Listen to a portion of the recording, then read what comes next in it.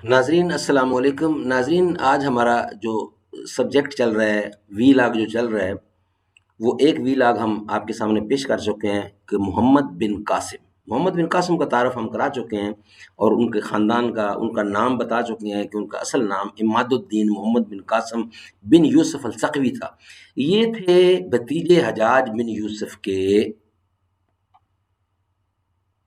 اب ان کا جو ہم بیان کرنے جا رہے ہیں، وہ بیان کرنے جا رہے ہیں ابتدائی دور۔ یہ ہمارا سیکنڈ وی لاگ ہے انشاءاللہ۔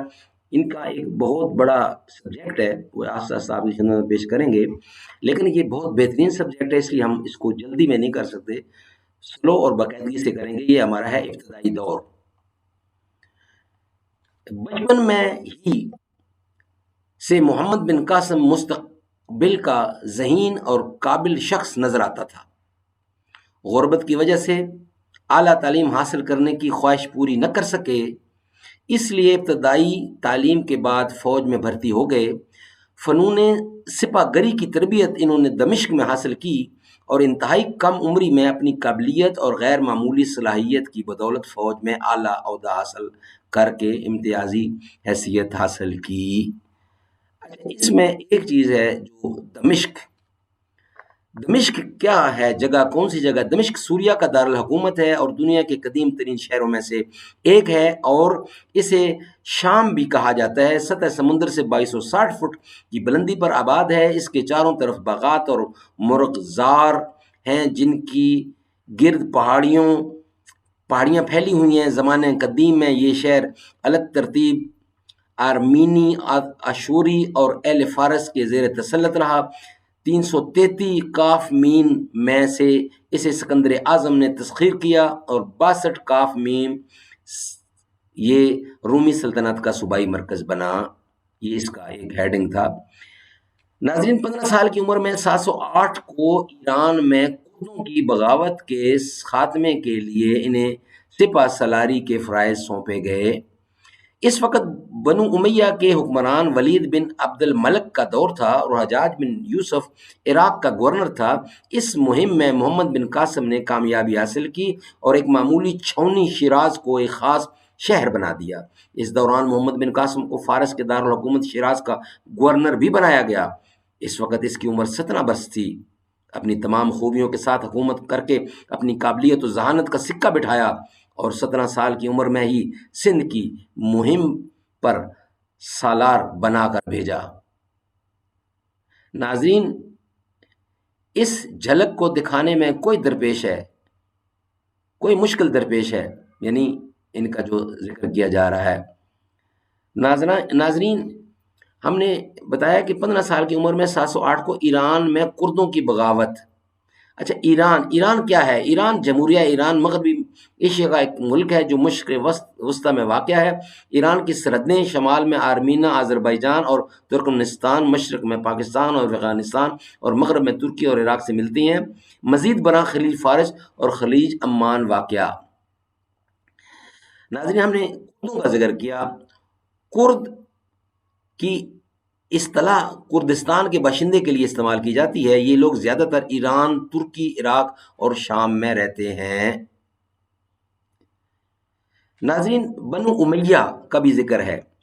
بنو امیہ قریش کا ایک ممتاز اور دولت مند قبیلہ تھا۔ اس خاندان نے خلافت راشدہ کے بعد تقریباً 1 صدی تک ملوکیت سنبھالی اور اسلامی فتوحات کو بام عروج پر پہنچایا، جن کی سرحدیں ایک طرف چین اور دوسری طرف اسپین تک پھیلی ہوئی تھیں۔ البتہ مرکزی خلافت کے خاتمے کے باوجود اس خاندان کا ایک شہزادہ عبد الرحمن الداخل اسپین میں حکومت قائم کرنے میں کامیاب ہوا، جہاں 1492 عیسوی تک اموی سلطنت رہی۔ ناظرین اس میں ایک ذکر ہے حکمران ولید بن عبد الملک۔ کون تھا وہ؟ ولید بن عبد الملک بن مروان، جو الولید اول کے نام سے جانے جاتے ہیں، چھٹا اموی خلیفہ تھا، جس نے اکتوبر 705 عیسوی میں 705 سے 715 عیسوی میں اپنی موت تک حکومت کی۔ انہوں نے ایک شہزادے کے طور پر 695 سے 698 تک بازنطینوں کے خلاف لڑائیوں کی قیادت کی اور شام کے صحرائی راستے کے ساتھ مکہ تک قلعے بنائے۔ ولید نے ریاست کی سرحدوں کو بڑھانے کی کوشش جاری رکھی۔ اس کا بہت زیادہ انحصار حجاج بن یوسف پر تھا جو طاقتور واسرائے تھا۔ اس کے دور حکومت کے دوران حجاج بن یوسف کی طرف سے مقرر کردہ فوجوں نے مشرق میں سندھ اور ماورائے نہر کے علاقوں میں۔ ناظرین، اس میں حجاج بن یوسف عراق، اس کا بھی ذکر ہے۔ حجاج بن یوسف ابو محمد حجاج بن یوسف بن حکم بن ابو عقیل ثقفی طائف میں پیدا ہوئے۔ اس کی پرورش ہوئی۔ حجاج بن یوسف طائف کے مشہور قبیلہ بنو ثقیف سے تعلق رکھتا تھا۔ ابتدائی تعلیم و تربیت اس نے اپنے باپ سے حاصل کی جو ایک مدرس تھا۔ حجاج بچپن سے ہی اپنے ہم جماعتوں پر حکومت کرنے کا عادی تھا۔ تعلیم سے فارغ ہو کر اس نے اپنے باپ کے ساتھ ہی تدریس کا پیشہ اختیار کر لیا، لیکن وہ اس پیشے میں قطعی مطمئن نہ تھا اور کسی نہ کسی طرح حکمران بننے کے خواب دیکھتا رہتا تھا۔ بالآخر وہ طائف چھوڑ کر دمشق پہنچا اور کسی نہ کسی طرح عبد الملک بن۔ ناظرین، اس میں ایک ذکر ہے شیراز کا۔ شیراز ایران کا آبادی کے لحاظ سے 5واں بڑا شہر ہے۔ شیراز یہ صوبائی فارس کا دارالخلافہ ہے۔